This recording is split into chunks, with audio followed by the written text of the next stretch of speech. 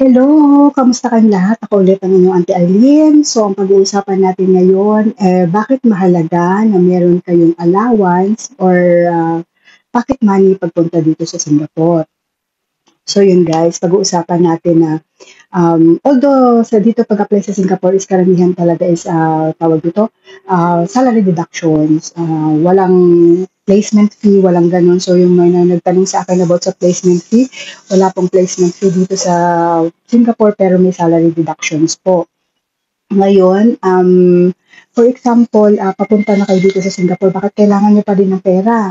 Kasi ganito yung mga CC or ganito po yun guys, dito kasi sa Singapore, kailangan nyo ng SIM card at kailangan nyo ng EasyLink card na tinatawag. Ano yung Wow! Ang galing sumayaw at ang ganda. Ganyan ang mga dugong Pilipino. EasyLink card yung tinatawag? Actually, wala na akong hawak na EasyLink card. So, wala na akong mapapakita sa inyo. Siguro, check ako sa Google, tapos ilalagay ko lang na, i-overlay ko na lang dyan yung sample. Pero hindi na kasi ako gumagamit ng EasyLink card ngayon. Yung last na EasyLink card ko is binigay ko na, may friend din ako na pumunta dito sa Singapore, nag-work siya. So, binigay ko na sa kanya yung EasyLink card ko. So, yun. Wala na kasi nakatenga lang naman sa akin. Yung EasyLink card ko kasi is meron siyang validity. If I'm not mistaken, mga 2 years lang yata yan or 2, nakalimutan ko na. Pero yan, meron niya expiration. So, kaya hindi ako, parang for me is, kaysa na mag-expired sa akin, mapakinabangan na ng iba. Or for me is, hindi na rin ako kumuha din talaga ulit kung ma-expired man yun or something. Kasi nga, tawag dito, hindi na ako gumagamit ng SIM card. Ang ginagamit ko na po is yung ATM ko. Tapos meron din po akong Revolut at saka tawag dito, MIM Mastercard. Pero yung dalawang yun is pang emergency ko lang or pang in case lang hindi gumana sa akin yung ATM ko or magkaroon ng, kasi minsan nag-error yan eh. So yun, pag nag-error siya, at least meron akong dalawa pang alternate doon na in case na hindi siya gumana. So bakit So yun, kailangan mo ng allowance. Usually, ang mga SIM card po dito sa Singapore, may mga agency na tie-up sa Pinas na sila nagpo-provide ng binibigay na sa atin. Depende yun sa agency natin dito sa Singapore kung bibigyan tayo. Ngayon, pag wala, so mag-flight kayo dito, tapos ang advice ko sa inyo kung wala kayong roaming or wala kayong SIM card, dahil mawawalan ng visa yung ating data ng SIM card natin sa Pinas, meron po tawag ito, sa airport ng mga scanning or pwedeng i-scan yung passport natin para magkaroon tayo ng access sa internet nila. Or kung wala is pumunta kayo sa information, ipascan nyo yung passport nyo para magkaroon kayo ng access sa internet ng airport. So yun, kasi ganun yung ginawa ko dati. So ngayon, pag nakuha na kayo nung nasa agency na kayo, for example, magsi-seminar kayo niyan ng yung sa settling in program para requirements yun ng Ministry of Manpower dito o yung DOLE sa atin sa Pinas. Requirements yun na kung ano yung safety dito sa pag-work mo, kung ano yung rights mo and everything na kailangan mong malaman habang nag-work ka dito sa Singapore. So, kailangan talaga yun isang araw yun, guys. Ngayon, nung time ko is namimigay sila ng libreng SIM card. Pero, ewan ko lang ngayon kasi yun is almost 5 years na nakalipas. So, hindi ko na alam ngayon yung ano nila. Kung wala is, kung mabait ang employer nyo at binigyan kayo ng tawag to ng SIM card, okay yun sa inyo. Pabor yun. Alam niyo kung bakit? Kasi ang SIM card po dito is more or less $15. Ang $15 po sa pera natin pag kinonvert is nasa 600 plus. So, grabing mahal ng SIM card dito. Kung wala magsusponsor o walang magbibigay or makukuha kayo ng libreng SIM card, medyo magastos sa side natin. Kaya yun palang kailangan yung may pocket money kasi kailangan nyo talagang bumili nun. Kasi pag in case na kailangan mo syempre ng SIM card ng bansa na to, di ba?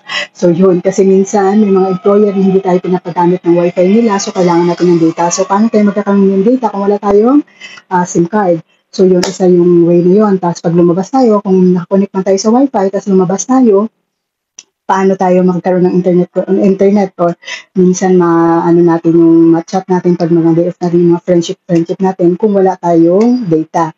So, syempre kasi ang wifi sa bahay lang yun ng ating amo. Paglabas natin ng bahay, wala na yung wifi. So, kailangan natin ng data. So, kailangan talaga natin ng SIM card. So, mahalaga talaga na may SIM card. Although, yung mga, tawag dito, yung mga MRT stations dito, lahat ng MRT stations dito guys ay may tawag dito, free wifi. So yun. So, pero bago ka rin makakonect sa free wifi nila, kailangan mo rin ilagay doon, insert mo yung SG number mo para makonect ka nila. So, kailangan talaga ng SIM card guys. So, yun, para maka-access. Ngayon, kung kayo, alam ko yung pakiramdam na sobrang hirap at saka talagang magastos kasi napagdaanan ko yan na talagang ang pocket money ko lang nung pumunta dito is 2,000 lang or katumbas na ng $50 dito sa Singapore. So yun, kung kayo medyo mahirap sa inyo yun, wala kayong pocket money talaga na pag dito sa Singapore, is i-message nyo lang ako guys, mag-comment lang kayo dyan. Basta this year lang to kasi hanggang this year lang yung contract ko. Hindi ko alam kung mag-renew ako or mag-stay muna ako sa Pinas bago babalik ulit dito. So hindi ko pa talaga ano yung plan ko. Basta this year guys, meron kasi akong itong tatlong SIM card ng StarHub. Ito ay hindi ko pa nagamit, pero ito ay nandito, nilagay ko lang siya tawag doon. Pero hindi ko siguro ito papagamit sa So, ayan. Kung meron kayong tawag doon, yung pansamantala na kailangan nyo talaga kasi ba wala kayong pambili, i-message nyo lang ako. Kasi ito guys, pinakatulong ko na lang sa inyo is, although registered ko sa name ko, okay lang yan kasi alam ko naman hindi kayo gagawa ng against dito sa Singapore kasi napakahigpit ang batas nila dito. Pag may kasalanan ka at pagbabayaran mo talaga. So, ganun sila dito, walang exemption. So, ngayon, ito guys, yung pupunta dito sa Singapore na walang budget para sa SIM card or nagkataon na sa employer na kayo, tapos naka-wifi naman din kayo pero wala nga kayong SIM card, di kayo provide ng employer nyo at balak nyo bumili sa day off nyo, pwede kayo mag-comment din sa akin. Pwede nyo kung para makuha nyo yung FB account ko. Meron din akong alam kung may FB account ako dyan. Pa-search nyo ng Arlene Ruiz Gadon. So yun, mag-message na kayo dun sa akin. Private ko, ayaw nyo makita dun sa comment section na kailangan nyo ng SIM card. Para pwede ko tong mail sa inyo guys. Gagastos lang siguro ako ng mga less than $2 sa pagpa-mail pero okay lang yon para sa inyo para makatulong din ako kahit ito lang yung mabigay ko sa inyo. So yun, kung gusto nyo or kung okay sa employer nyo na ang tawag doon na mabigay yung address para email, sabihin nyo lang na is it okay ma'am na I have a friend who wants to help me to give a SIM card, kung pwedeng maka-receive ka ng SIM card. So, para expected nila na at least kasi may mga employer guys na napaka-private, ayaw nila na binibigay kahit sa mga kaibigan mo dito yung information nila, address nila. So, yun, ipaalam mo muna sa employer mo. Ngayon, kung si employer mo isabihin, you need a SIM card, so no worry, I will buy for you. May mga ganun, may mga employer na kasi minsan sila sa sobrang busy nila, hindi sila aware sa mga ganyang maliliit na details. So ngayon, pag naging aware sila na, wala pala SIM card yung helper ko, tapos kaibigan niya pa yung di ngayon, ang gagawin nila, sila na lang magpo-provide sa'yo, di ba? Nakalibre ka ng SIM card. So yun. Kaya sasabihin mo lang, ipaalam mo lang sa kanila na, is it okay na i-share ko yung address ko sa friend ko kasi meron siyang ipapamail sa akin na SIM card kasi wala po akong SIM card at wala akong budget pambili ng SIM card. Maaawa yun sa inyo guys. So yun, baka sila na mag-provide para sa inyo. So yun, ayun yung discarding isa para makatipid kayo ng 600 plus guys kasi mahal ito. Yun. Then, ang eSIM card naman po is, wala na nga akong hawak ng eSIM card. So, kailangan din yun. Ang eSIM card guys is yun yung parang MRT card namin dito. Kasi dito guys is almost sa lahat ng mga public vehicles is cashless kami. Although merong bus na nag-accept pa rin sila ng coins or nag-accept ng cash pero hindi dapat may exact coins kayo or meron kayong may maliliit lang kayo na notes kasi hindi po nagbabariya ang mga driver dito. Kung ano yung binayad nyo, yun na yun. So, kaya mas maganda pa rin talaga kung may eSIM card ka kasi itatap mo lang yun, igaganon mo lang yun guys. So, huwag nyo itatap guys dun sa monitor ha, yung parang nakikita nyo yung salamin, yung nakikita nyo yung dun sa baba nun, may nakalagay naman dun yung logo ng eSIM card, doon nyo siya itap. Huwag dun sa kasi baka may itap sa logo nyo, hindi siya nagpa-function kasi mali yung place na pinagtapan nyo. So, yun. Tawag dito, ngayon, kung hindi rin provided yung employer o wala din kayong budget para doon, so, pwede ko rin, message nyo lang din ako privately, pansamantala, pwede kayong, kasi pag may working permit kayo, mag-download kayo ng Revolut card. guys. Libre yun, basta standard card lang yung anuhin nyo. Wait, kunin ko. So ito guys, itong Revolut card guys, tawag ito, download kayo nito, libre ito guys, basta yung standard na ATM yung kunin nyo lang. Tapos nun is, wala, hindi na ninyo na kailangan lumabas para i-receive nyo na lang itong Revolut card na to. Bali, ang pag-transfer nito is via tawag doon, kung halimbawa via ATM or gift na tinatawag. So, message lang kayo sa akin. Pagka halimbawa, tawag doon, wala kayong so pwede ko kayong bigyan ng kahit $3 transferan para lang magamit nyo pang MRT, pansamantala yung itong Revolut card nyo. After nun kayo na syempre, so meron na kayong place na pwede kayong mag-transfer kung saan doon may kaibigan naman kayong may ATM, tapos pwede naman pag day off, na lang sa ATM mo, ipasok, baka may laman yung ATM mo, pwede pa-transfer ako ng $10 para dito sa Revolut card or ganun, tapos palit na lang tayo, swap na lang tayo, ganun. Ngayon, kung ito ay in case lang po na walang si employer nyo, hindi kayo po provide ng ATM. Pero usually kasi ang alam ko kasi ngayon, hindi na uso dito yung cash basis. Parang ino-opera na kayo ini-encourage kasi ng MOM na yung employer natin is na tayo ng mga ATM. In-encourage ng mga employer na buy ATM ng pasahod ng mga helper na yun. Kung ATM ang pasahod sa inyo guys, hindi nyo na ito kailangan. Pero mag-download na rin kayo para in case of emergency. ATM na guys. Yung ATM ko, ayan, ito yung ginagamit kong pambayad sa MRT, pambayad sa bus, pambayad sa anik-anik ko. So yun, hindi nyo na kailangan ng MRT card guys. Basta meron kayong ATM, yun na yun ang panggamit nyo sa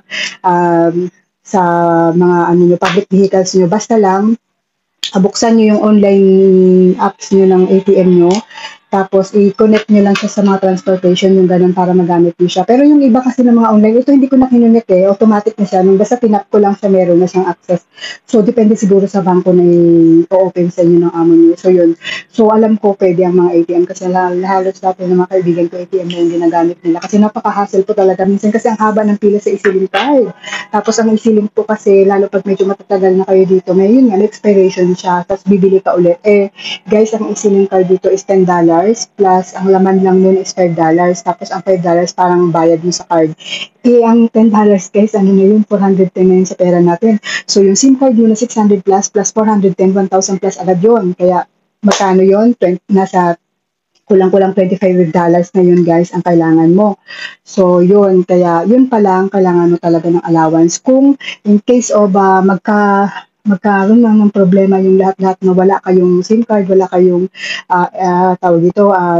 MRT card o yung EasyLink card na tinatawag, at least meron kayong pera na pang bili ng mga bagay na yun. So, 1,000 agad yun guys ha. So, nasa 1,000 agad yun. Ngayon, ang isa pa na kailangan nyo kung bakit kailangan ng allowance or kailangan nyo ng pocket money dito sa Singapore. Kasi po, since po noong January 2023 last year, nag-implement na po ang Ministry of Manpower dito na kailangan bigyan po ang helper talaga na isang beses, kahit isang beses na day off sa isang buwan. Hindi po talaga pwede na hindi kayo mag-day off na loob ng isang buwan. Kasi dati nung case ko, 2019, is pag under salary deduction ng ako is 4 months ako walang day off. So, ibig sabihin, yung mga day off ko na, kasi kailangan at least isang beses kasi sa isang linggo is may day off ang helper. So, ibig sabihin, sa isang buwan may 4 na day off tayo guys. Ngayon, kung yung dati, pag under salary deduction, wala talagang day off ang mga helper. Kaya noon, okay lang kahit wala kaming pera kasi di kami nakakalabas. So ngayon, mandatory na talaga na kailangan bigyan ni employer ng kahit isang beses sa isang buwan na day off si helper. Ngayon, ganito kasi yung mangyayari guys. For example, ako first time ko, ang usapan namin ni employer is every week ako na may day off. For example lang so under salary deduction ako, wala pa akong sweldo. Pagdating ko kay employer, every Sunday may day off ako. Paano kung wala akong pera? Paano ako makakabili ng SIM card ko? Paano ako makakabili ng EasyLink card ko. Tapos paano ako lalabas, ano yung allowance ko, paano ako bibili ng kahit na anong kailangan ko. Siyempre kakain ako sa labas kasi guys, hindi na provided ni employer yun kung anong magagastos mo sa labas. Ang provided lang nila is yung nasa loob kayo ng bahay. Pag day off mo, labas na yan sila. Swerte mo na lang na pag uwi mo may pagkain ka pang dadatnan. Pero kung wala, may mga employer din na pagka wala kasi nasa day off yung mga helper sa labas na yan sila kumakain. So wala ka rin dadatnan na pagkain. Minsan may ganung situation. So kailangan mo ng pera, budget sa day off mo. Eh ganito kasi yun guys. For example, ako, lahat yun, every week is may day off ako. So, sa every week na yan, na 4 na beses na day off ko, for example lang, yung day off ko na to ay magagastos ako sa EasyLink na $10.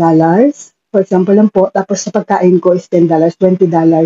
Guys, sa 4 na beses ka, $80 na yan. Magkano na po yan? Yung $80 sa pera natin, convert natin sa 41 pesos. So, parang nasa 3,000 plus yun, guys. So, sa isang buwan pa lang yun, ha? Kasi hindi ka pa nakakasahod dun kasi nga wala kang na-under salary deduction ka pa. For example, guys, 2 months ka na under salary deduction.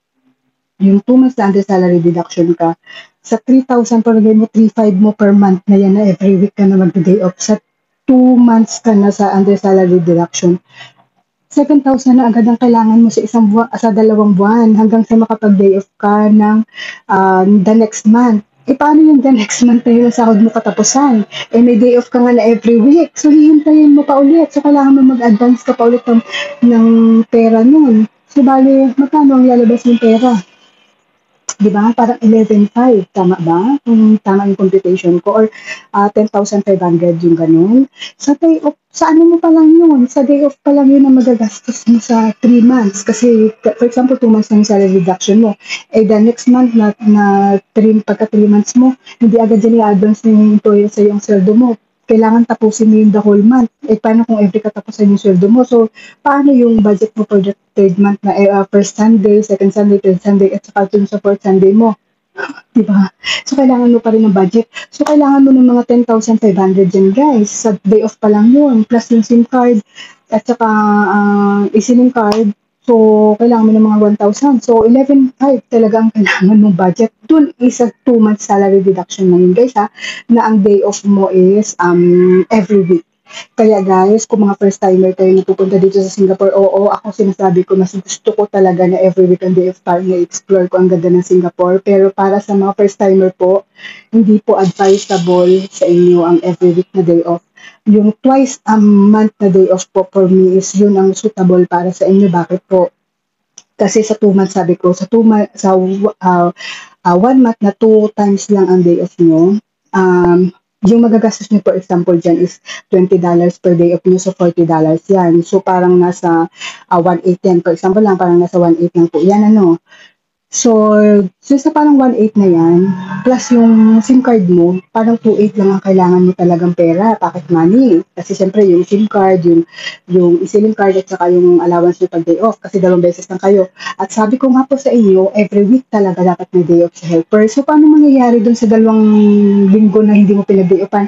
Yun po ay babayaran ng employer. So pagdating ng katapusan, under salary deduction ka man, babayaran ka po ng employer para dun sa 2 beses na pinasukan mo yung day off mo, yun ang mangyayaring allowance na tinatawag. So, yun ang pwede mo maging allowance kina next month.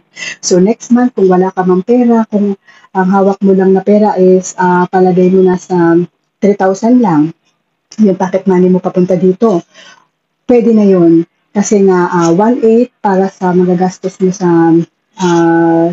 tawag dito, sa day off mo na 2 beses sa isang buwan, at saka yung SIM card at EasyLink card. So yun, makukope na niya. Then the next month, kung wala kang ang pera, wala ka pang sahod kasi under salary deduction ka, walang problema kasi nga si employer ay magbabayad sa iyo ng 2 beses na pinasukan mo yung day off mo. At yung 2 beses na yun is magra-round yun sa 40. Pag first timer kasi is nasa $600. So, alam naman natin, i-multiply lang natin yun sa, i-divide lang natin yun sa 26 days. So, parang ang magiging per day mo nun is parang nasa $23. If I'm not mistaken. So, sabi ko nga sa inyo, at least meron kayong $20 na pag nag-day off kayo, pwede na yan. So, kung $23 ang babayaran sa'yo ng employer, tapos ang gastos mo sa day off mo is $20 lang. So, may sobra ka pa na $3, di ba? So, pwede na yun kung 2 beses ka mag-day off sa isang buwan, 2 beses babayaran ng employer. The next month, kahit wala ka pang sweldo, under salary deduction ka pa, may panggastos ka. So, yan lang po. Sana na medyo na-gets mo. Kung medyo magulo yung explanation ko, pwede po kayo mag-comment para isa-isahin po natin ulit. Ayan, sige, yun lang.